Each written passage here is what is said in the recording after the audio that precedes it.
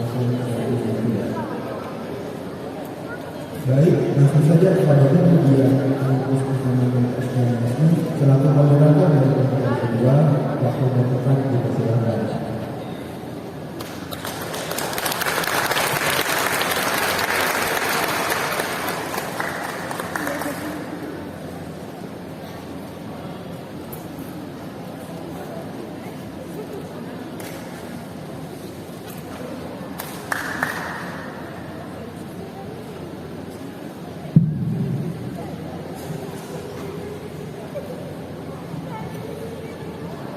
Baik, Assalamualaikum warahmatullahi wabarakatuh. Selamat siang dan salam sejahtera bagi kita semua. Masih semangat ada mahasiswa di sini? Terima kasih yang masih stay dan tetap ada di Sukarjo ya. Seminar nasional ini ada beberapa rangkaian ya, beberapa teman-teman dosen ada yang pindah tempat ya di FKIP karena menjuri di sana ya, ini serangkaian seminar nasional di FKIP. Baik, terima kasih kepada MC yang telah memberikan waktu pada saya, Ibu Dia, selaku moderator pada pemateri kedua pada siang hari ini.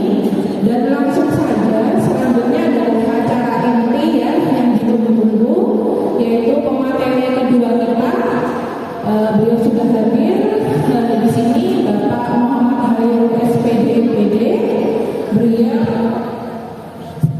lahir di Sumeneb ya, Sumeneb tanggal 17 April 1983. Kemudian beliau melakukan pendidikan formal di sini S1 Pendidikan Bahasa dan Sastra Indonesia di FKIP Universitas Jember, S2 di Pendidikan Bahasa dan Sastra Indonesia di Pascasarjana Universitas Negeri Surabaya, dan S3 yang sekarang yang sedang dijalani beliau di Pendidikan Bahasa dan Sastra Indonesia juga di Universitas Negeri Surabaya. Kebetulan beliau adalah kepala sekolah di SMP 1 Taman Procok di Bondowoso ya.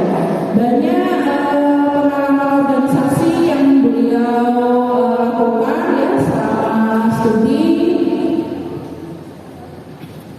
Dan di sini juga beliau aktif ya melakukan sebagai pemakalah nasional di berbagai acara. Di sini karya tulis beliau juga banyak sekali yang sudah dipublikasikan, ada buku, antologi dan artikel opini. Kemudian prestasi-prestasi beliau juga sudah sangat banyak yang diraih ya. Ini sudah ditampilkan oleh panitia di depan. Baik, untuk mempersingkat waktu, dalam persilakan untuk Bapak Muhammad Hairul SPD MPD bisa hadir di tempat di depan. Monggo untuk Bapak Hairul.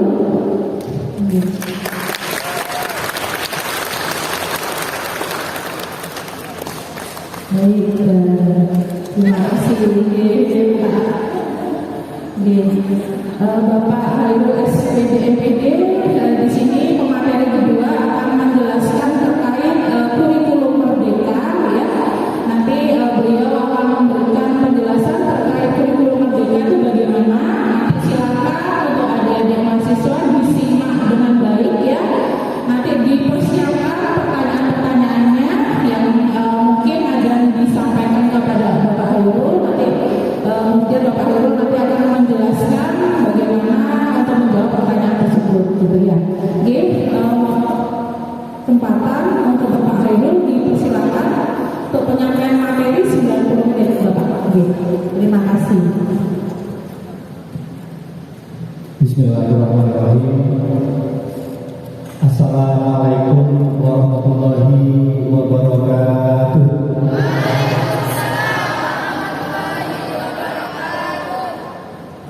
Terima kasih Ibu Dia selaku moderator sesi yang kedua, sesi setelah Soma. Alhamdulillah pada siang hari ini saya bisa hadir di tempat ini, di forum yang insya Allah penuh dengan ilmu pengetahuan. Kita akan berdiskusi, kita akan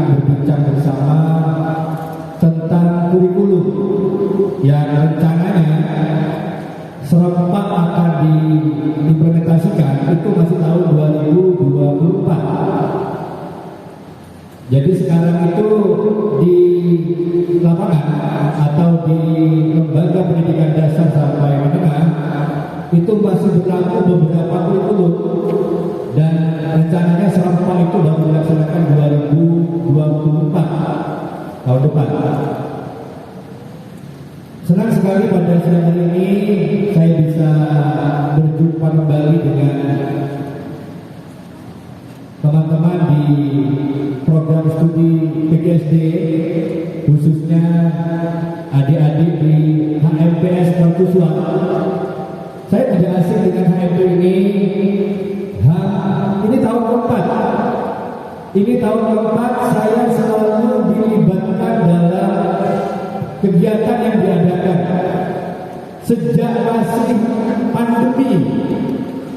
Zamannya ketua HMP-nya adalah Saini. Waktu Saini itu pandemi, saya sudah diundang ke sini ke FKIP waktu itu. Momennya adalah hari guru. Dalam 3 tahun yang lalu itu momennya selalu hari guru.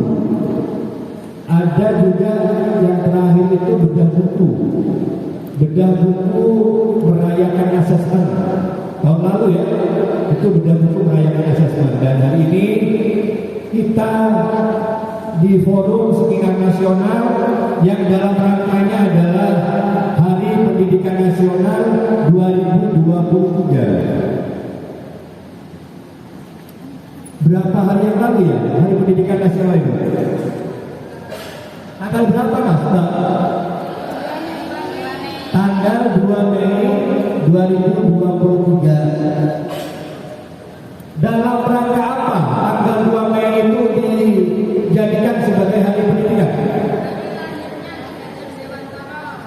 Hari tanggal lahirnya Ki Hajar Dewantara. Beliau juga dikenal dengan istilah Bapak Pendidikan Nasional ya. Itu di slide ada fotonya beliau yang paling kanan, dan yang sebelah kiri adalah yang sedang menjadi Menteri Pendidikan sekarang ya. Judulnya adalah Kurikulum Baru Merdeka. Kalau ada tanda seperti itu di kata baru, itu bisa dibaca, bisa tidak gitu ya. Itu dibaca kurikulum merdeka atau ini kurikulum baru. Kalau yang sedang berlangsung itu kurikulum merdeka, berarti yang sebelumnya kurikulum gimana? Kurikulum belum merdeka, kurikulum yang masih terjajah. Kan seolah-olah gitu ya. Karena kurikulum merdeka itu baru beberapa tahun ini. Nanti kita diskusikan bersama apa saja pembeda dari kurikulum ini dengan yang sebelumnya. Bisa dilanjut Mas operator ya. Ini salah satu alasan mengapa perlu ada perubahan kurikulum. Apakah karena Menteri Pendidikannya berganti? Bukan ya. Tidak harus, tidak otomatis ketika menterinya baru harus mengubah kurikulum. Tidak harus. Yang menyebabkan kurikulum harus berganti ada kutipan begini. Kurikulum yang baik adalah kurikulum yang sesuai dengan zamannya. Jadi perkembangan zaman itu memang perlu untuk diimbangi dengan meninjau kembali kurikulum yang sedang berlangsung. Mas Nadiem Makarim atau Mas Menteri itu di awal-awal nampak tidak akan mengubah kurikulum. Itu kayaknya tidak akan mengubah kurikulum awal-awal. Beliau justru menyelenggarakan 3 program yang kita kenal dengan istilah penggerak. Beliau melaunching yang pertama adalah guru penggerak. Ditawarkan kepada guru untuk mendaftar sebagai guru penggerak yang diseleksi dengan mengisi esai yang cukup panjang. lalu pelatihannya 9 bulan. Ini cara baru, sehingga yang ikut itu memang yang punya kemauan kuat. Kalau sebelumnya diklat-diklat untuk guru itu gara-gara nilai uji kompetensi gurunya rendah. Di zamannya Pak Anies Baswedan itu ada UKG, uji kompetensi guru, yang nilainya rendah dipanggil untuk diklat. Tapi di zamannya Mas Nadiem Makarim itu, siapa yang ingin mengembangkan dirinya silahkan melamar. Jadi bermula dari kemauan, bukan karena dipanggil, bukan karena dianggap butuh mengembangkan dirinya. Jadi mereka yang melamar, saya siap untuk pelatihan. Dan ternyata itu diapresiasi sangat bagus. Setelah 9 bulan pelatihan guru penggerak, lulus, banyak yang langsung jadi kepala sekolah, banyak yang langsung jadi pengawas sekolah. Itu sudah banyak buktinya.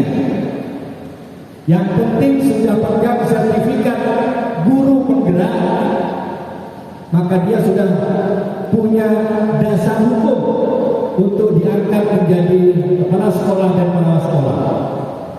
Itu caranya Mas Nadiem untuk mengganti orang-orang yang menjadi kepala sekolah yang umurnya sudah cukup senja. Sehingga sekarang banyak sekolah itu kelahiran tahun 80-an akhir. Saya kepala sekolah tapi kelahiran 83. Di bawah saya saja sudah banyak yang jadi kepala sekolah. Nah ini gara-gara sistem Mas Menteri Nadiem Makarim membuat program guru penggerak dan kepala sekolah direkrut hanya dengan sertifikat guru penggerak. Jadi peluangnya ini tinggi bagi yang masih muda-muda untuk menjadi kepala sekolah dan pengawas sekolah. Mas Menteri tidak segera mengubah kurikulum, tapi dari adanya guru penggerak, mindset berpikirnya guru berubah. Salah satunya adalah penguatan tentang filosofinya Ki Hajar Dewantara. Jadi digali kembali pemikirannya Ki Hajar, lalu dilatihkan. Yang paling utama itu adalah filosofinya KHD yang mengatakan setiap individu mempunyai kodrat alam masing-masing. Jadi setiap anak itu punya potensi masing-masing. Berarti kalau mau mendidik mereka tidak boleh diseragamkan. Mereka bukan kertas kosong. Mereka sudah punya potensi pemberian Tuhan yang dibawa sejak lahir. Itu yang disadarkan pada semua guru. Jadi kalau ngajar di kelas jangan perlakukan dengan cara yang sama. Ibaratnya memberi makan, selera mereka itu berbeda-beda, porsi mereka berbeda-beda. Nanti kita obrolkan lagi saat membicarakan tentang pembelajaran berdiferensiasi, pembelajaran yang memperlakukan siswa sesuai dengan karakteristiknya. Oke. Yang berikutnya, Mas Nadiem itu melaunching yang namanya organisasi penggerak. Organisasi penggerak itu adalah lembaga-lembaga yang punya inisiatif melatih guru, maka diberi dana besar. Berarti yang melatih guru tidak harus lembaga pendidikan, NU, Muhammadiyah, PGRI, Tanoto Foundation, Sampurna. Kalau mereka terbiasa memberikan pelatihan untuk guru, dibantu oleh negara, silahkan buat program pelatihan guru. Nama programnya organisasi penggerak. Di organisasi penggerak banyak keterampilan-keterampilan sesuai lembaga itu. Yang mayoritas itu adalah tentang digitalisasi pendidikan. Jadi banyak pelatihan-pelatihan berbasis digital itu penyelenggaranya adalah organisasi penggerak. Lalu yang terakhir adalah sekolah penggerak. Sekolah penggerak itu ada sebelum kurikulum merdeka dilaunching. Pinternya Mas Nadiem begitu. Ketika orang-orang berubah cara berpikirnya, kurikulumnya belum diubah. Tapi dari banyak guru mindsetnya berubah, mereka baru menyuarakan kurikulumnya ini butuh diubah. Jadi Mas Nadiem itu tidak mengubah kurikulum pada mulanya, tapi mengubah paradigma guru. Maka awal-awal nama kurikulum merdeka itu kan sempat bermacam-macam.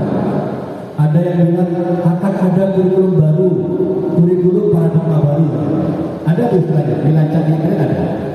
Ada yang menyebutkan kurikulum prototype sebelum ada kurikulum merdeka. Kenapa disebut prototype? Dicobakan di beberapa sekolah penggerak. Baru finalnya disebut dengan kurikulum merdeka. Jadi Mas Nadiem itu tidak mengubah kurikulum lalu dicobakan, tapi dia ubah pemikirannya dulu.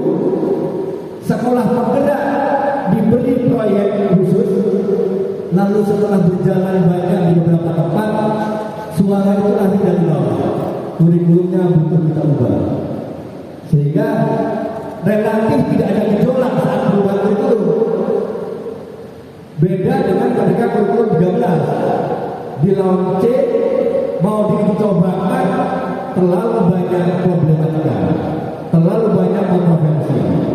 Nah, relatif tidak terlalu banyak kontroversi saat kurikulum merdeka di launching. Kenapa?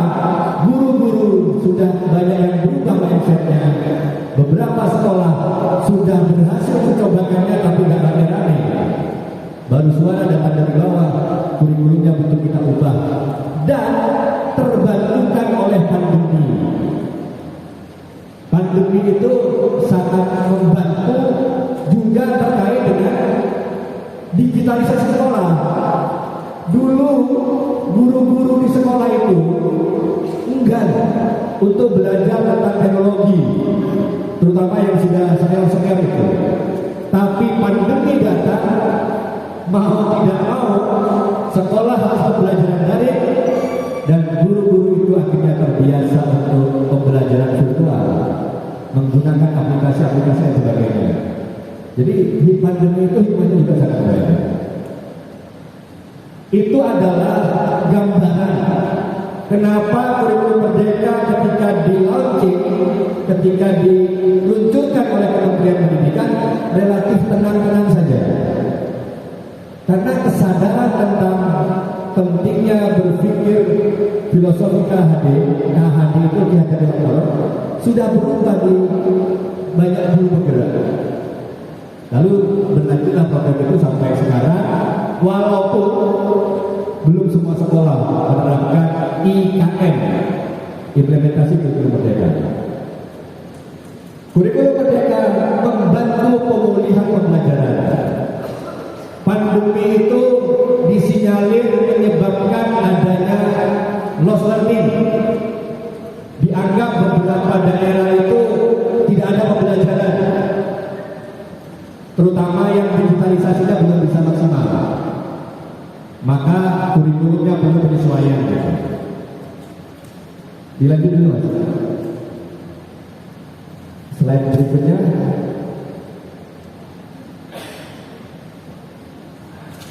Kurikulum ini kalau bandingannya adalah kurikulum 13, itu kategorinya memang lebih sederhana. Materi-materinya itu lebih sedikit, namun kupasannya lebih dalam. Jadi kalau ada orang nanya, ketika ganti kurikulum materinya apa saja, maka kurikulum merdeka menyebabkan materi itu semakin sedikit, namun kupasannya lebih dalam. Yang selanjutnya, lebih merdeka. Siswanya merdeka, gurunya merdeka, sekolahnya merdeka. Kenapa jadi merdeka? Karena tadi, kalau siswanya beragam, apakah banyak hal harus sama dan seragam? Maka dari situlah berarti harus merdeka. Format kurikulum di setiap sekolah boleh berbeda. Coba saya pancing dengan tanya jawab sebentar. Isi ini. Kalau kurikulumnya sudah merdeka,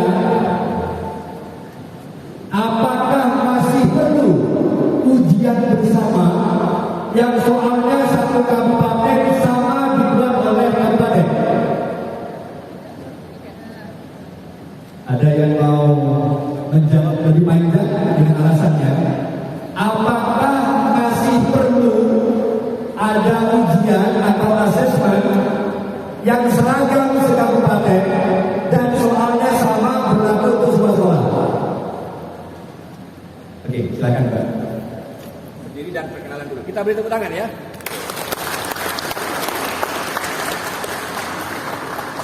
Jadi terima kasih Bapak Harun.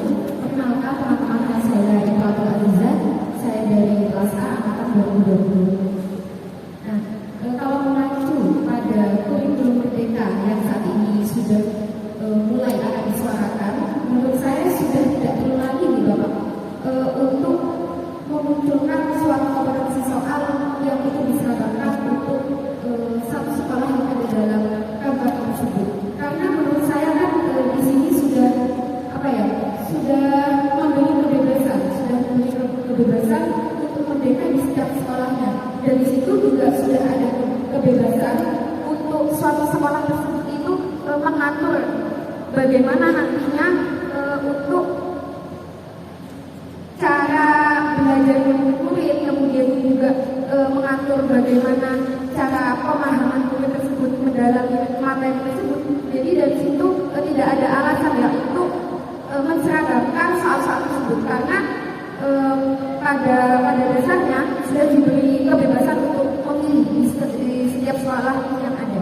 Oke, terima kasih. Tepuk tangan ya. Semuanya Mbak Coba. Oke, terima kasih Mbak Aziza. Menurut Mbak Aziza, tidak zaman lagi soalnya diseragamkan untuk beberapa sekolah, apalagi sampai sekabupaten. Karena waktu pembelajaran mereka sudah berbeda, termasuk mungkin urutan materinya diacak itu. Sama-sama materi semester ganjil, tapi kan ada beberapa materi itu terserah sekolah itu apa yang mau didulukan. Itu masih boleh sebenarnya. Cuma kadang karena ada MBMP atau KKG, kadang disitulah sumber awalnya. Mereka saling copy modul ajar dan akhirnya sama lagi gitu. Oke, terima kasih. Ada yang berbeda atau sama? Ya, silakan. Tepuk tangannya sekarang apa nanti? Tepuk tangan ya.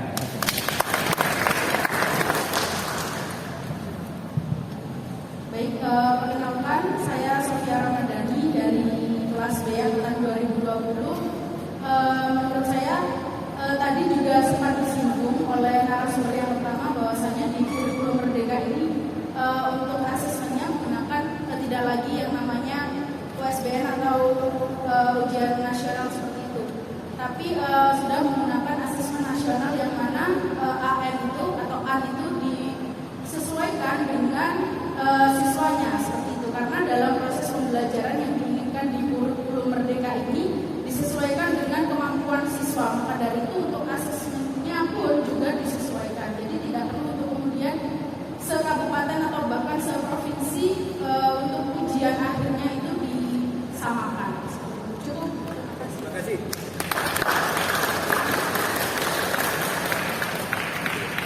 Kalau ini untuk peserta nggak apa-apa, saya dari sana ya.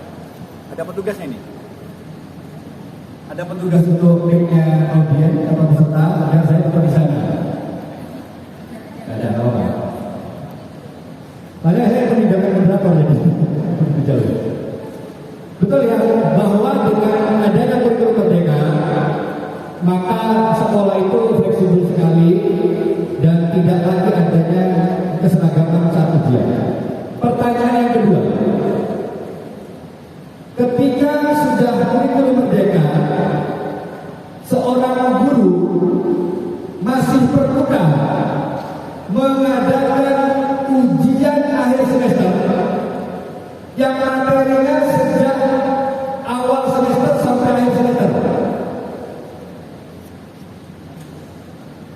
masih perlukah kita mengadakan ujian akhir semester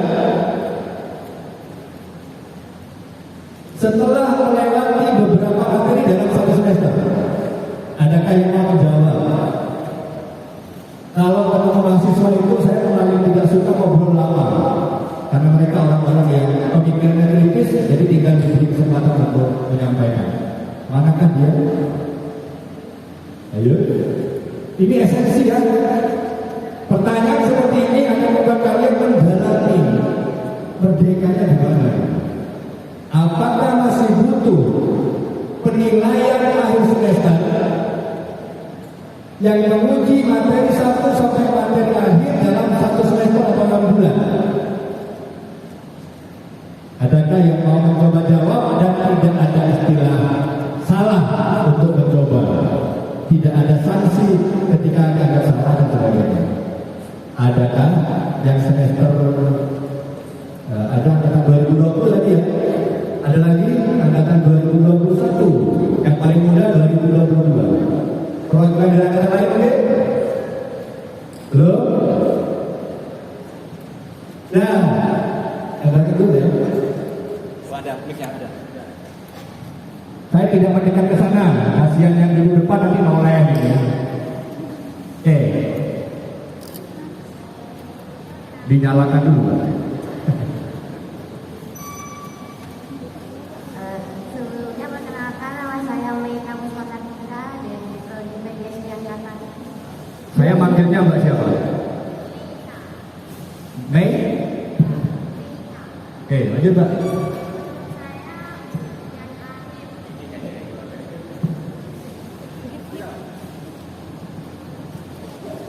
Menurut saya ujian akhir semester ujian akhir semester itu tidak perlu dilakukan lagi karena jika setiap anak kan mempunyai potensinya sendiri-sendiri.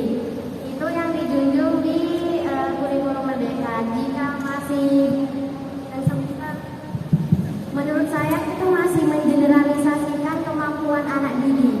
Jadi daripada dilakukan ujian tulis yang semua soalnya sama, mungkin lebih baik diberikan ujian yang sesuai dengan kemampuan setiap siswa, seperti ujian diberikan proyek atau proyek akhir atau semacamnya.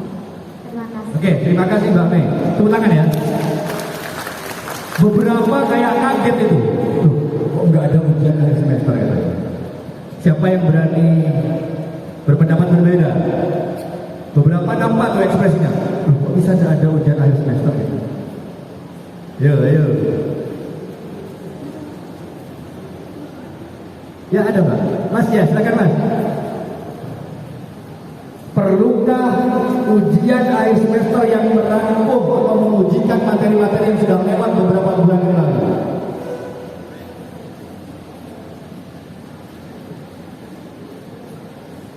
Baik, perkenalkan nama saya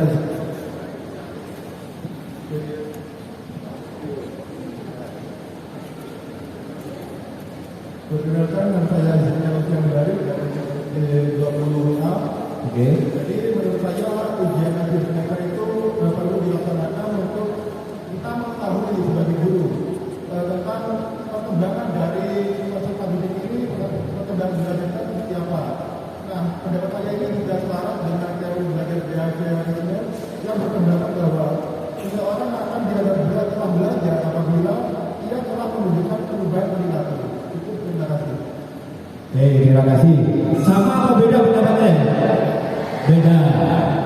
Sekarang begini. Ada satu bab atau satu materi, lalu kita adakan penilaian harian atau asesmen harian. Ketika selesai satu bab, satu materi, kita adakan penilaian harian atau asesmen harian. Ketika seorang anak sudah dianggap selesai materi itu, perlukah kita pertanyakan lagi setelah waktunya berganti?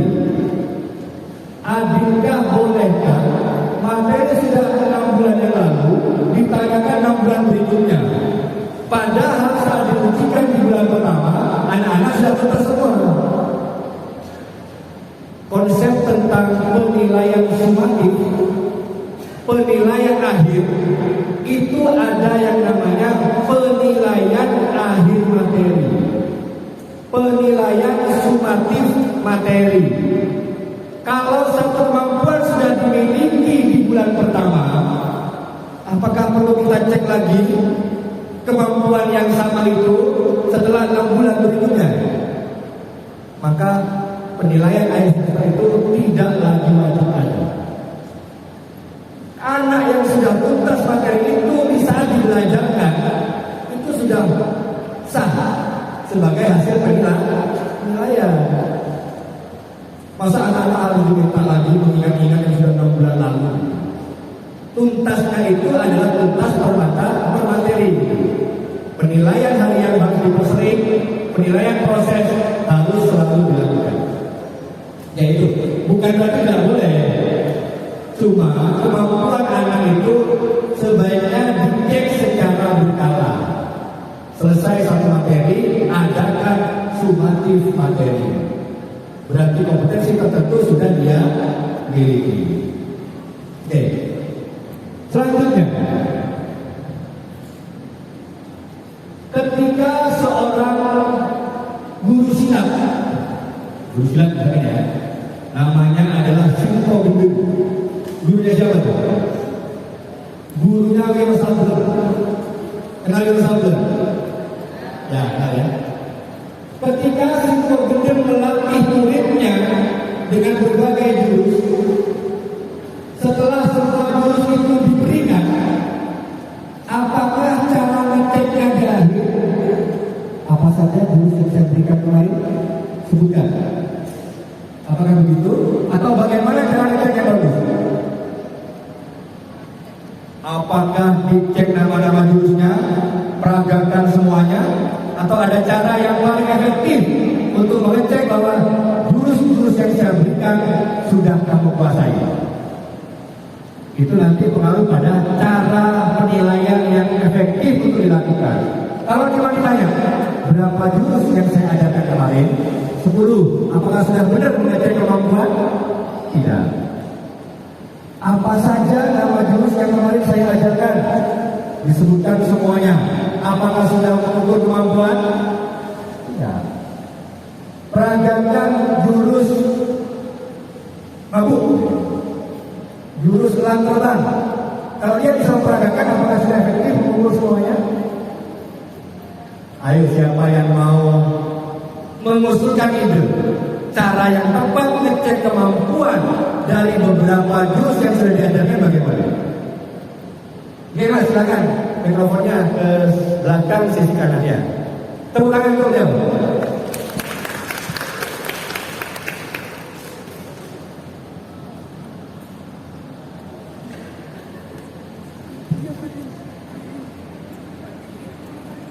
Ya, silakan berdiri dan kenalan dulu Mas.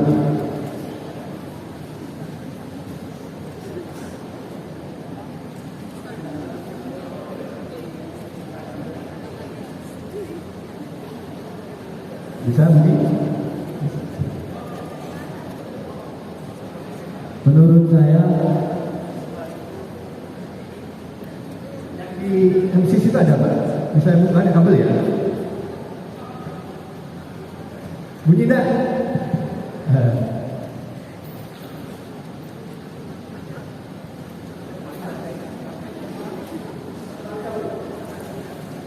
Oke. Kalau faktor terlalu jauh bisa mendekat Mas, bisa pakai.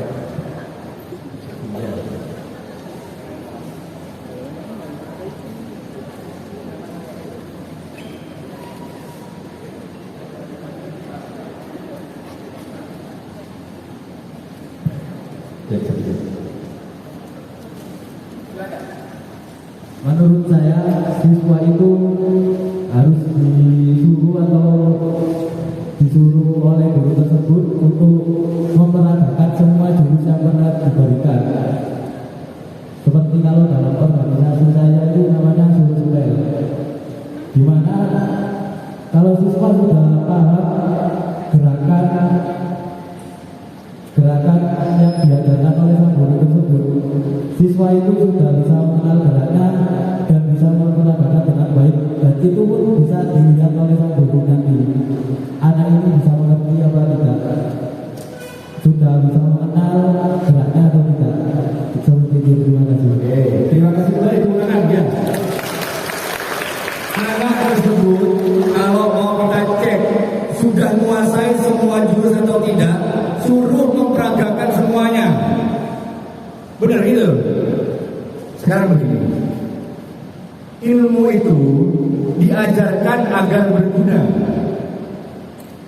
Mana lebih efektif disuruh memperagakan dengan langsung kita serang dengan cara serangan tertentu, dia pakai jurus yang mana terserah. Ayo. Kita beri 10 jurus, lalu setelah selesai 10 jurus, kita serang tiba-tiba di saat dia sendirian di malam hari. Jurus mana yang mau dia pakai? Apakah ini lebih efektif?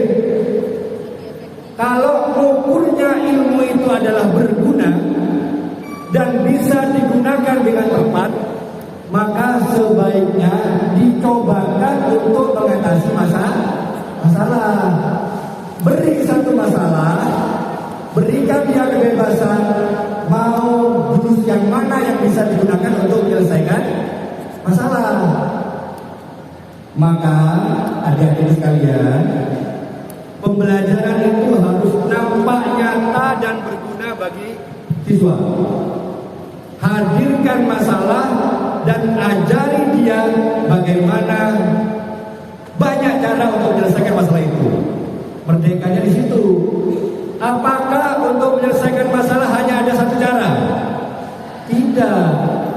Itulah yang saya bilang, tidak harus sama cara anak itu dalam menyelesaikan masalah. Yang mahir dengan tendangan silakan dengan tendangan jurusnya. Yang mahir dengan gerakan tangan silakan dengan gerakan tangan. Asalkan sama-sama bisa melawan serangan itu. Gitu. Mudah-mudahan terpahami ya. Saya pakai analogi dan biasanya analogi lebih mudah berhasil. Oke, kita lanjutkan dulu. Mungkin slide berikutnya bisa menjadi pancingan diskusi kita. Lanjut. Bisa bergerak. Beserta didik, guru dan sekolahnya bergerak. Tentang asesmen nasional, tadi narasumber pertama Prof. Davi ketika sudah menyampaikan. Pertanyaan saya untuk asesmen nasional, berapapun jumlah murid di sekolah itu yang ikut asesmen nasional hanya Berapa orang? tidak semua, tidak persentase. Kalau nggak salah 35 orang. Kalau di sekolah itu jumlah muridnya ratusan, tetap diwakili oleh 35 orang. Muridnya memang 35, semua yang 35 itu. Adilkah cara asesmen yang seperti ini? Kalian coba baca-baca tentang asesmen nasional atau ANBK. Di situ hanya sampel saja dari sekolah-sekolah besar dengan 35 orang. Sebenarnya dan apakah 35 itu adalah pilihannya guru? Tidak. Diacak oleh sistem. Pengalaman saya di sekolah itu biasanya perwakilan dari berbagai kategori.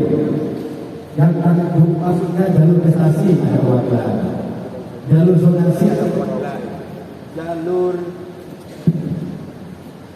zonasi prestasi afirmasi ada perwakilan. Ada yang ekonominya kategori lemah, sedang dan tinggi biasanya ada perwakilan. Yang kategori sangat pandai, kategori lambat ada perwakilan. Tapi itu tidak pernah dijelaskan karena sistem yang mengacak. Nah, hasil dari asesmen nasional itu dampaknya sebatas untuk memetakan kondisi sekolah. Sekolah mana yang nilai-nilainya bagus. Akhirnya kan nggak ada persiapan khusus menjelang asesmen nasional. Misalkan sekolah-sekolah maju ngadakan bimbel persiapan ANBK, nggak ada, bahkan nggak boleh. Kenapa nggak boleh? Kementerian ingin mengukur alat ada tindakan-tindakan khusus, tapi alami pembelajaran biasa lalu nanti diambil 35 orang untuk menjadi peserta AMBK. Kalau yang muridnya memang hanya 35 maka semuanya 35. Kalau yang di bawah 35 berarti seadanya. Lalu keluarlah nanti yang namanya rapor pendidikan. Apakah masih perlu dibandingkan sekolah satu dengan lainnya dari hasil AMBK? Apakah mulai ada yang mengelompokkan sekolah ini maju karena AMBK-nya tinggi? Nah, ada lagi masih ada. Itu hanya dananya kementerian. Sekolah mana yang masih butuh bantuan? Sekolah mana yang perlu tambahan guru? Sekolah mana yang dicurigai mulai tidak nasionalis gitu dari survei-survei karakternya. Asesmen Nasional itu tujuannya hanya untuk pemetaan. Utamanya dari asesmen nasional itu adalah pada survei karakter dan survei lingkungan. Apakah di sekolah itu ada budaya-budaya yang bagus dalam rangka mewujudkan profil pelajar Pancasila. Oke, nanti kita lanjutkan dari diskusi. Ada slide berikutnya mungkin yang lebih relevan dan interaktif. Oke.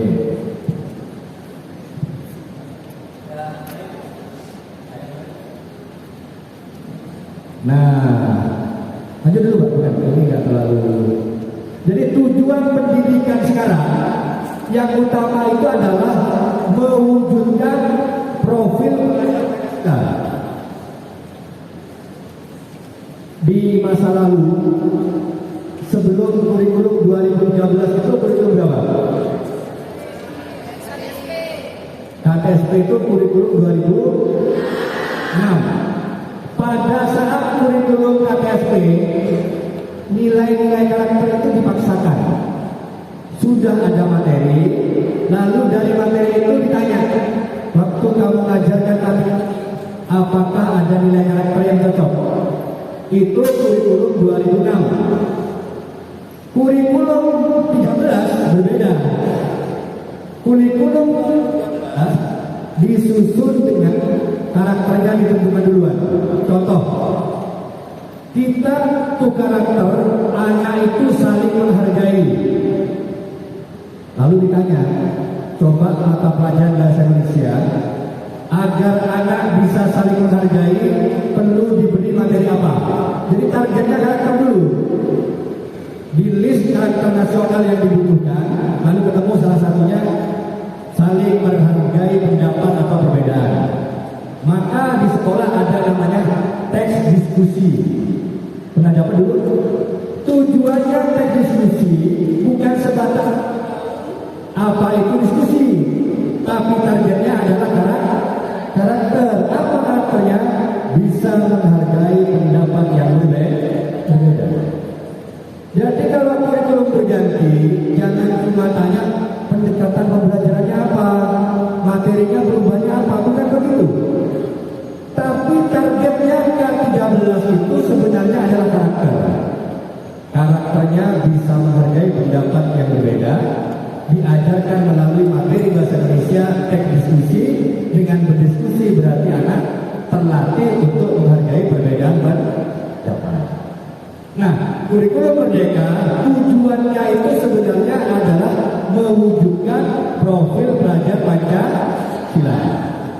Berarti di setiap materi pelajaran harus ada ketercapaian profil pelajar Pancasila, entah dimensi yang mana. Jadi ada istilah dimensi. Baik, sementara itu coba slide-slide-nya dimunculkan, mungkin ada yang terkuat. Lanjut dulu. Ini yang sedang berlaku di berbagai sekolah sekarang. Ada yang menerapkan kurikulum Merdeka mandiri belajar. Mereka tidak ganti kurikulum, namun cara ngajarnya itu sudah seperti kurikulum Merdeka. Materinya tetap materi-materi yang lama. Itu disebut dengan sekolah menerapkan mandiri belajar. Mereka belajar kurikulum Merdeka tapi kemauannya sendiri. Yang kedua, mandiri berubah. Mereka mengubah kurikulum di sekolah itu sesuai kurikulum Merdeka, tapi masih pakai konten-konten pembelajaran yang ada disiapkan pemerintah. Mereka tinggal pakai modul-modulnya sudah ada di Merdeka. Lalu yang terakhir adalah mandiri berbudi. Sekolah yang menerapkan kurikulum Merdeka karena sudah punya daya dukung yang lengkap, lalu mereka membuat sendiri, modul ajarnya dibuat sendiri, P5-nya itu kreasi sesuai dengan kondisi sekolah, lalu mereka sudah berkewajiban mendiseminasikannya kepada sekolah lain. Nah, sekolah penggerak itu ada di pilihan 3. Sekolah yang terpilih menjadi sekolah penggerak itu didanai oleh pemerintah untuk menyusun kurikulum secara lengkap, secara mandiri, sesuai karakter sekolahnya, lalu dia berkewajiban mendampingi sekolah-sekolah lain di sekitarnya. Ini gambaran beberapa sekolah yang ada sekarang. Carikan tayangan lain. Terima kasih. Ada materi tentang pembelajaran berdiferensiasi, Pak. Mungkin file yang berbeda ya. Pancingan gambar satu aja mungkin itu, sehingga 3 bisa saya ini sesi presentasi ini. Satu lagi.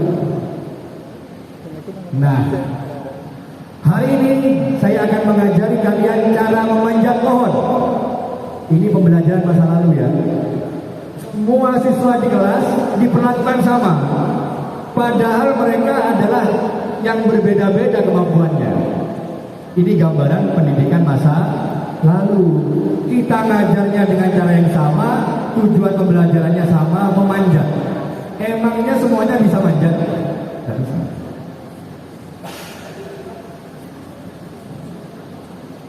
Ini alasan-alasannya. Keberagaman siswa kita itu ada yang beda gaya belajarnya. Ada yang lebih suka belajarnya mendengar. Kita sebut dengan anak kategori auditory ya.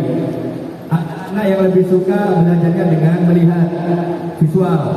Ada yang sambil beraktivitas atau namanya apa? Kinestetik. Apakah mereka akan kita ramai? Saya. Mereka beragam. Cara paling mudahnya di modul ajar tempelkan 3 link yang berbeda.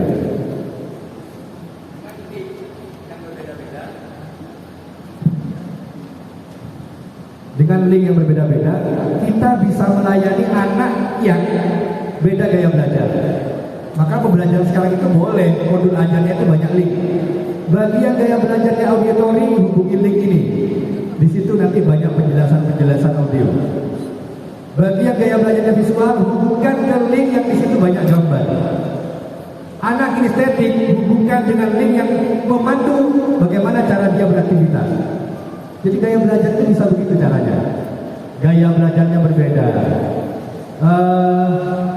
minatnya berbeda. Mendeskripsikan objek wisata, jangan diseragamkan. Yang suka ke pantai silakan deskripsikan pantai. Yang suka ke gunung deskripsikan gunung. Yang suka ke tempat wisata buatan silakan tempat wisata buatan. Jadi berikan kebebasan, keleluasaan kepada siswa untuk melakukan sesuatu sesuai dengan minatnya. Sama-sama diajak berkunjung ke suatu tempat. Lalu tugasnya adalah sampaikan kesan kalian setelah mengunjungi tempat itu. Ada yang memilih bentuknya puisi, ada yang memilih bentuknya gambar, ada yang membuat poster digital, ada yang membuat lagu. Itu boleh beragam begitu. Tujuannya adalah sama-sama bisa mengekspresikan perasaannya dalam bentuk yang beragam sesuai dengan kecenderungannya. Kesan waktu berkunjung ke tempat wisata tidak harus diceritakan lisan kan? Bisa diubah ke animasi, bisa diubah ke lirik lagu, bisa diubah ke lirik puisi, bisa dijadikan cerpen. Jadi bentuk pengungkapannya boleh berbeda-beda. Itu adalah bukti bahwa diferensiasi itu sangat dihargai di kurikulum ini. Adakah gambar lain? Ini gambar yang paling mudah untuk diingat ya. Kalau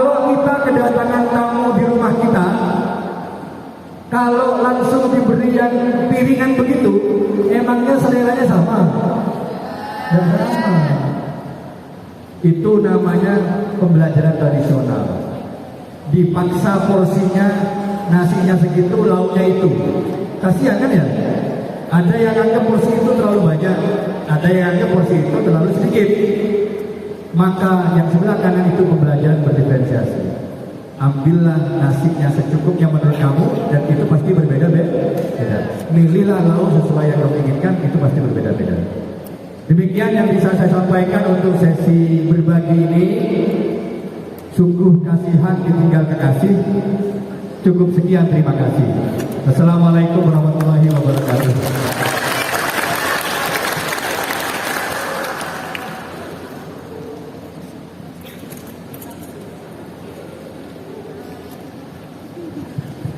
Baik, terima kasih atas materi yang sudah disampaikan oleh Bapak Muhammad Khairul SPDMT. Baik, selanjutnya untuk sesi berikutnya adalah tanya jawab. Silakan untuk para peserta seminar nasional pada siang hari ini yang ingin bertanya terkait apa yang sudah disampaikan oleh Bapak Muhammad Khairul, dipersilakan. 3 pertanyaan ya, 3 pertanyaan, silakan. 3 pertanyaan. Baik. Dengan Mbak siapa? Ya, Mbak. Itu Jess.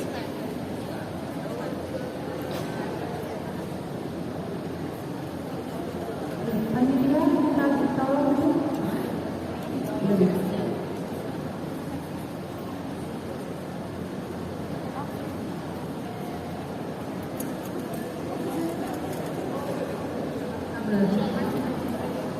Silakan Mbak, maju lanjutannya.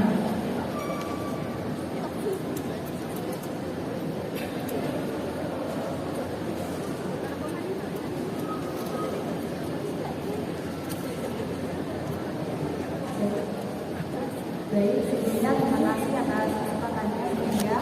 Sebelumnya perkenalkan, nama saya Alia Safira dari kelas C PGSD angkatan 2020.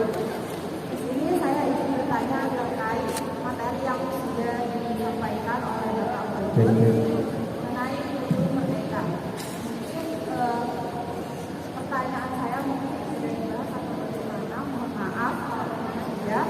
Tapi ini kebingungan yang saya timbulkan sepanjang pemaparan materi. Sebenarnya untuk implementasi Kultur Merdeka itu sendiri, itu sebenarnya ditujukan untuk siapa Bapak? Apakah itu untuk sekolah atau hanya untuk siswa saja? Nah, lalu pertanyaan kedua, jika memang untuk sekolah, berarti elemen di dalamnya itu harus benar-benar merasakan merdeka. Seperti itu Bapak. Lalu apakah dalam masa yang percobaan yang kemarin, apakah guru itu juga merasakan merdeka seperti yang dirasakan oleh siswa itu sendiri? Seperti itu. Mungkin sekian dari pertanyaan saya. Kurang lebihnya mohon maaf. Wassalamualaikum warahmatullahi wabarakatuh.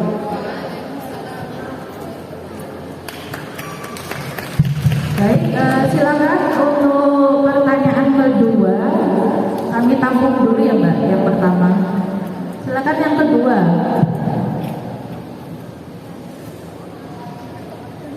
Ya, yang kedua, sisi kanan dulu ya. Tadi sisi kiri, sisi kanan coba. Oke, masih kan? Maju ke depan.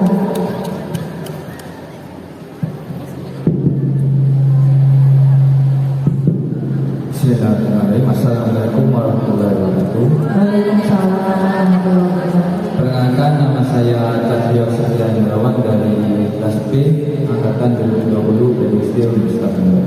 Terima kasih telah memberikan kesempatan kepada saya ini bertanya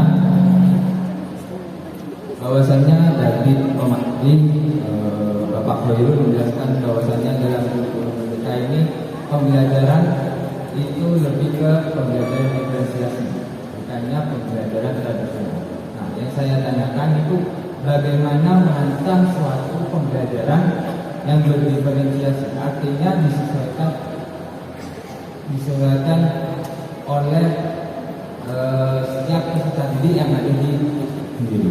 Nah, kita ketahui bahwasannya peserta didik di kelas itu sekitar 30 sampai 40 peserta didik setiap hari. Nah, sedangkan kita sebagai guru hanya 1 orang.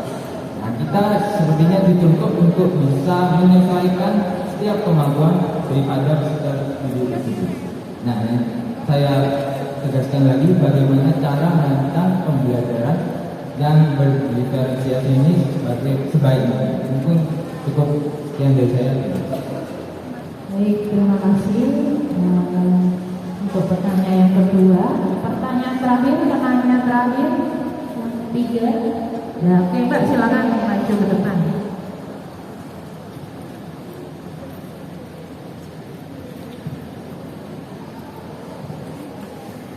Baik, terima kasih Ibu. Saya izin bertanya.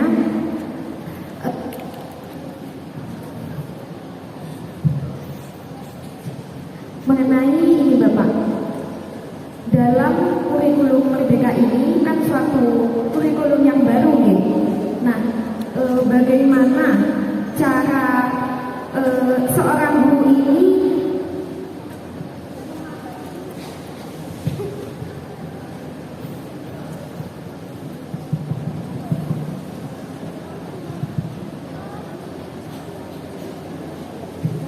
maju aja Mbak, maju aja.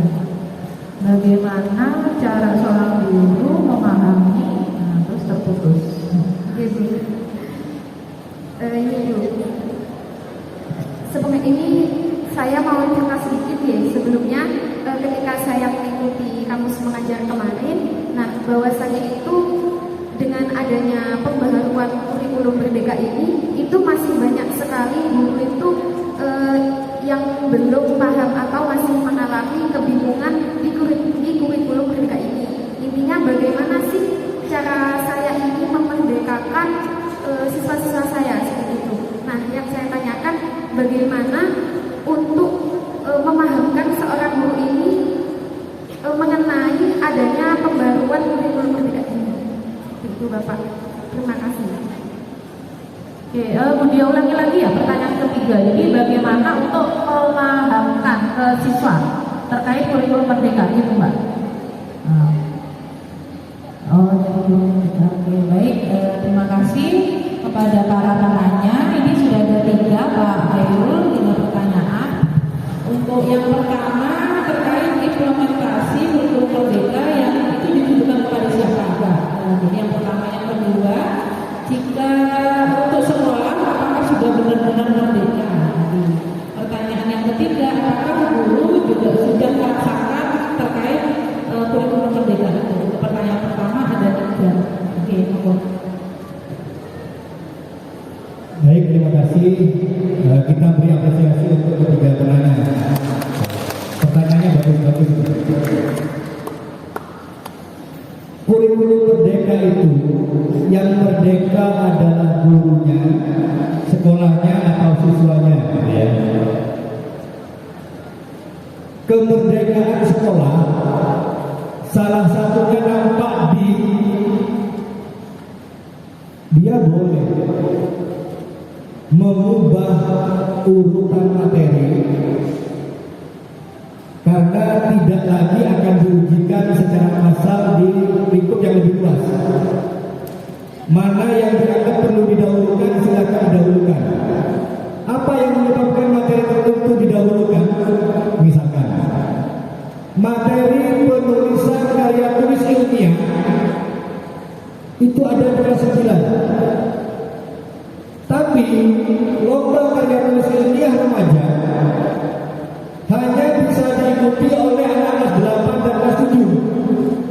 Di sekolah saya bolehkan, silakan lomba karya tulis ilmiah kita persiapkan dengan materi karya tulis ilmiah ajarkan kelas 7. Karena di kurikulum Merdeka tidak lagi ngobrolkan tentang kelas, tapi jenjang atau level. Selama itu masih untuk level SMP, boleh urutannya diubah oleh sekolah. Percuma karya tulis ilmiah diajarkan di kelas 9 saat anak kelas 9 sudah tidak bisa ikut lomba karya ilmiah remaja, maka sekolah boleh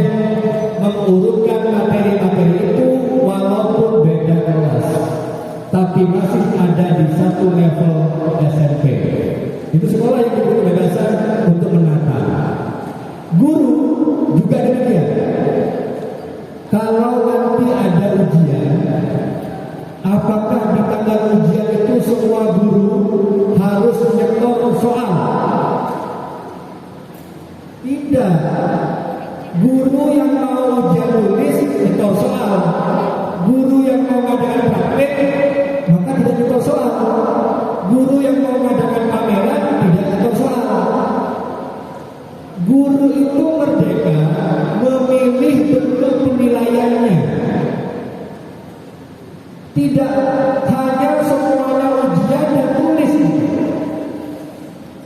PJOK, pendidikan jasmani dan olahraga, jangan paksakan untuk soal. Biarkan dia mengadakan ujian berupa praktek lapangan. Beberapa mata lain, kalau materinya tentang wawancara, nggak cocok juga kalau ujiannya tulis. Mending hasil praktek lapangan.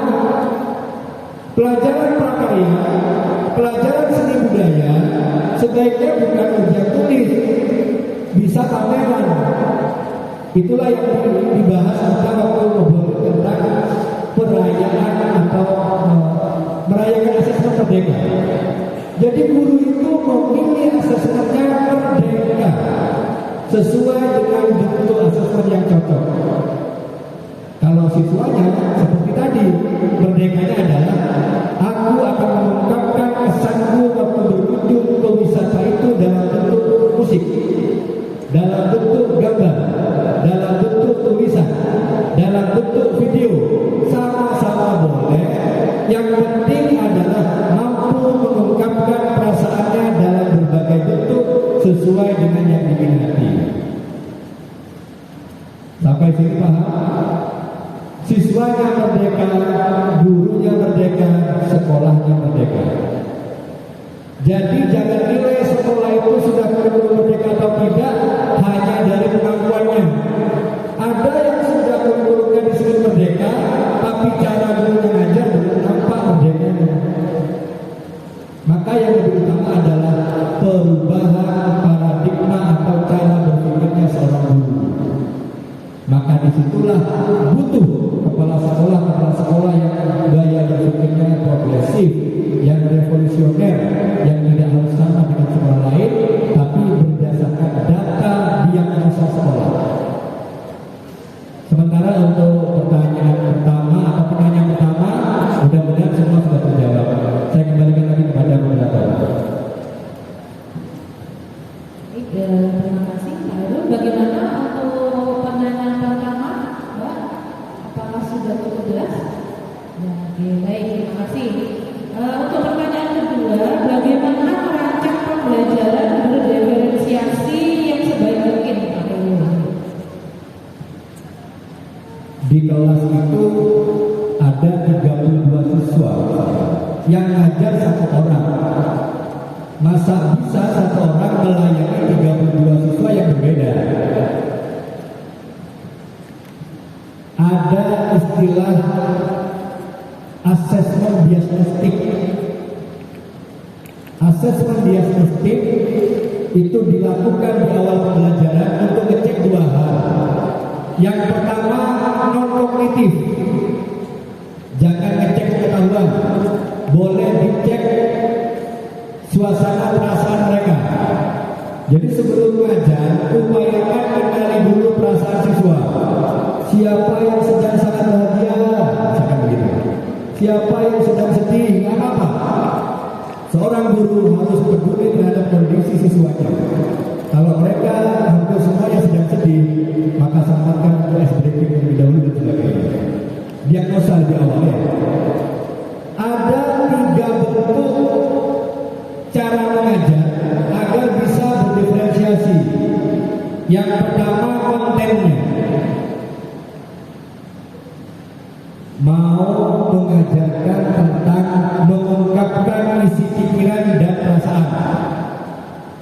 Apakah isi pikiran dan perasaan hanya bisa disampaikan dengan satu jenis karya? Tidak. Maka kontennya ajarkan yang berbeda-beda, hubungkan mereka dengan cara yang berbeda-beda. Kalau mau mengungkapkan dengan bentuk puisi, arahkan dia mempelajari puisi, arahkan dia untuk melihat video. Jadi seperti yang saya bilang tadi, hubungkan mereka dengan link yang tepat sesuai konten yang cocok. Itu kalau sudah digital ya. Lalu kalau kontennya sudah beragam, prosesnya gini.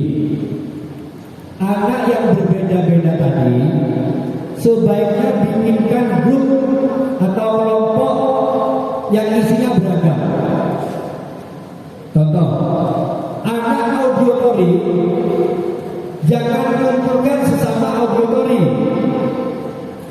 mereka tidak akan kreatif, mereka tidak akan belajar kolaboratif. Di dalam satu kelompok, kumpulkan anak yang gaya belajarnya berbeda. Contoh,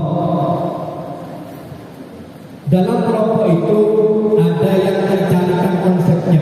Kalau mereka mau presentasi, kan ada yang mencarikan konsep. Ada yang bagian tukang memvisualisasi, bikin PowerPoint-nya, bikin Canva-nya. Yang pertama itu anak-anak yang pandai browsing, mencari materi, poin-poinnya. Ada tugasnya anak tertentu. Yang menjadikannya PowerPoint untuk visualisasi anak tertentu yang visual. Ada anak yang memang hobinya presentasi lisan, biarkan dia yang tampil. Jadi mereka itu sama-sama belajar, tapi belajarnya sesuai dengan kemampuannya. Anak yang hobi visualisasi, biarkan dia bagian bikin Canva atau PowerPoint. Anak yang hobinya tampil public speaking, dia gak usah bikin PowerPoint, dia gak harus mencari materinya, langsung dia latihan presentasi ngomong. Apakah ini nampak diferensiasi? Nampak. Demikian juga kalau tagihan akhir. Yang tadi ceritakan kesan pengalamanmu selama berkunjung tadi dalam bentuk yang berbeda-beda. Ada yang nyetor naskah puisi, ada yang nyetor video, ada yang nyetor komik. Karena cerita kesannya disampaikan dalam bentuk komik, misalnya. Itu kan produknya berbeda-beda. Apakah mereka belajar hal yang sama tentang mengungkapkan perasaan? Iya. Mengungkapkan perasaan bisa menggunakan media yang berbeda-beda. Waktu belajar, mereka apakah belajar cara yang sama? Mereka belajar mencari, belajar membuat gambar, belajar ngomong dalam satu tim. Kan berbeda belajar. Link yang mereka hubungi, link yang mereka klik untuk mendapatkan konten, sama atau beda-beda? Beda-beda. Dari situlah nampak bahwa kontennya bisa berbeda, prosesnya berbeda, produk akhirnya juga boleh berbeda. Maka diferensiasi itu diagnosa terlebih dahulu, hubungkan dengan konten yang berbeda, prosesnya dalam kelompok mereka saling berkolaborasi, lalu biarkan produknya sesuai dengan bakat minat siswa. Saya kembalikan dulu kepada moderator dan kepada penanya kedua. Apakah jawabannya sudah cukup jelas? Terima kasih Pak Heru. Bagaimana untuk penanya kedua, Mas? Oke, baik. Cukup ya, terima kasih. Baik, untuk pertanyaan terakhir, bagaimana cara untuk memahamkan kurikulum merdeka itu kepada guru dan siswa? Baik, terima kasih. Pertanyaan ketiga ini berarti adalah ya bagaimana agar yang berubah itu bukan kurikulumnya, tapi pelaksananya gitu ya. Gurunya yang berubah dan siswanya juga paham bahwa ada kurikulum yang berbeda. Kalau saya tanya, bintang itu kecil atau besar? Bintang itu besar atau kecil? Bintang kecil di langit yang biru, yang tinggi ya. Kok beda konsepnya lagu anak TK dengan Anda mengatakan bintang itu besar? Berani ngomong anak kecil bahwa bintang itu besar? Dibilang bohong kamu, ini sudah punya tapi nggak tahu bahwa bintang kecil itu. Hadapi semua orang sesuai dengan tingkat berpikirnya. Ke anak PAUD, ke anak TK, jangan paksakan untuk mengatakan bahwa bintang itu besar. Mereka nggak akan percaya. Mereka akan tetap menganggap bintang kecil. Kecil kan? Dia belum bisa pikir bahwa walaupun jauh terlihat sampai sampai sana. Demikian juga di kelas kita, anak-anak itu berbeda-beda. Yang membuat tugas seorang guru berat bukan karena dia harus membuat perangkat pembelajaran, bukan karena dia harus melakukan asesmen. Yang menjadi berat menjadi guru, karena guru itu seharusnya mendampingi belajar.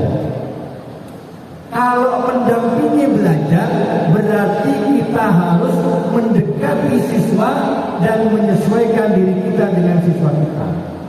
Bukan siswa kita disuruh ikuti gaya kita mengajar, kan? Beratnya seorang guru, karena seorang guru itu seharusnya menjadi teman belajar siswa. Gaya berpikir kita upayakan untuk mendekati gaya berpikir mereka.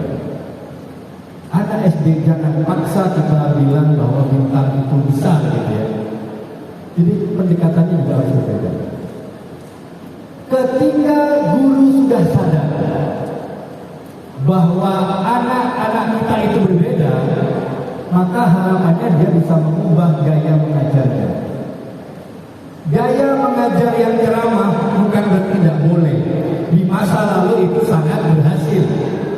Saat siswa zaman tahun 70-an, 80-an nggak ada hiburan apa-apa, maka dengan ceramah itu mereka ada hiburan. Kalau sekarang guru masih mau ceramah, banyak hal yang diceramahkan guru bisa dia dapatkan dari YouTube yang ada di tangannya. Maka guru tidak lagi menggunakan cara yang sama.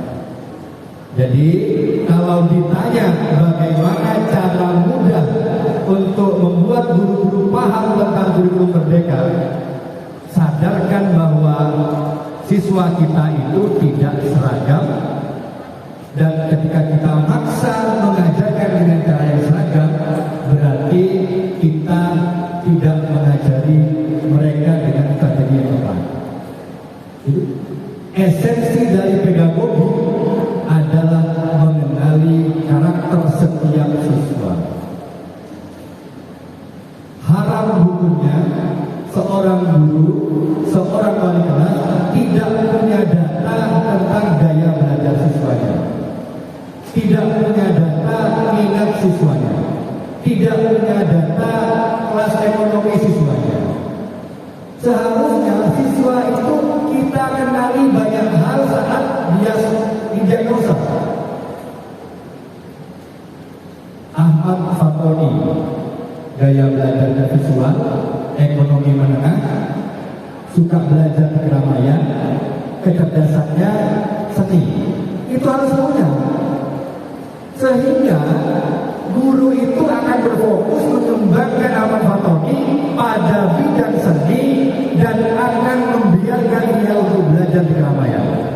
Kalau data ini tidak dipunyai, maka kita akan selalu dan sering melakukan pemaksaan berarti. Jadi ada data gitu. Siapa saja yang gaya belajarnya visual, ada nama siswanya. Siapa saja yang minatnya adalah musik. Siapa saja yang kecerdasannya adalah kecerdasan kinestetik. Semua anak itu punya potensi dalam dirinya. Ada yang potensinya untuk menjadi bintang kelas. Anak-anak yang mudah menghafal pengetahuan, itu bisa jadi bintang kelas. Ada juga anak-anak yang dibekali dengan kemampuan untuk menjadi bintang lapangan. Urusan futsal, sepak bola, voli, silat dia jagonya. Anak ini memang kemampuannya berarti kecerdasannya di bidang olahraga. Ada anak yang jadi bintang panggung, suruh nyanyi, suruh MC, suruh pidato, dia jago. Nah, itulah bukti bahwa masing-masing anak memang punya kodrat alam yang berbeda. Jangan paksakan semuanya berani ngomong di depan umum. Karena ada anak yang memang ditakdirkan diberi potensi hanya ada di balik layar. Lihat, mana yang lebih hebat? B.J. Habibie dan Taufik Hidayat? Tidak untuk dibandingkan. B.J. Habibie dengan IQ-nya yang begitu tinggi hebat. Taufik Hidayat pegang satelkok, pegang raket, pukul satelkok, itu juga kelebihan dan kecerdasannya dia sendiri. Jadi kecerdasan itu tidak untuk dinilai hanya dari pengetahuan. Banyak kecerdasan lain. Kecerdasan linguistik, orang yang punya kemampuan komunikasi yang bagus. kecerdasan interpersonal, kemampuan untuk bisa mempengaruhi orang lain, persuasi orang lain, dia cocoknya bidang marketing misalnya. Jadi mereka biarkan tumbuh sesuai dengan potensi dan kodrat alamnya. Selain kodrat alam yang dimiliki setiap siswa, ada juga namanya kodrat zaman. Anak adalah punya potensi kodrat alam yang berbeda-beda. Tapi ingat, mereka kita siapkan untuk menghadapi kodrat zaman yang akan datang, yaitu zaman yang penuh dengan kecerdasan artifisial.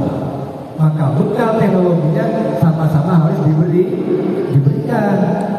Sadarlah kita, anak didik kita itu untuk zaman yang akan datang.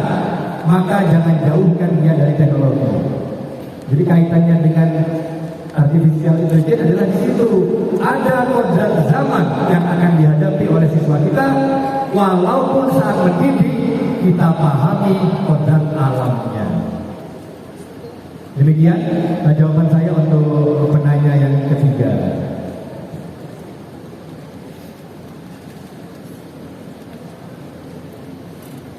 Terima kasih Bapak Heru atas penyampaian jawaban yang ketiga. Bagaimana Mbak dapat pertanyaan ketiga? Sudah jelas? Oke, baik. Kami ucapkan terima kasih kepada pemateri kedua yang telah menyampaikan materi yang sangat luar biasa. Berikan aplaus kepada Bapak Heru. Hadirin sekalian, demikianlah acara diskusi yang tentang kurikulum merdeka pada acara Seminar Nasional Pendidikan ini. Selanjutnya untuk kesimpulan, jadi kurikulum baru merdeka, alasan perubahan kurikulum yang baik adalah kurikulum yang sesuai dengan zamannya, kurikulum yang bersifat dinamis dan terus dikembangkan atas dan diadaptasi sesuai dengan konteks dan karakteristik murid demi membangun kompetensi sesuai dengan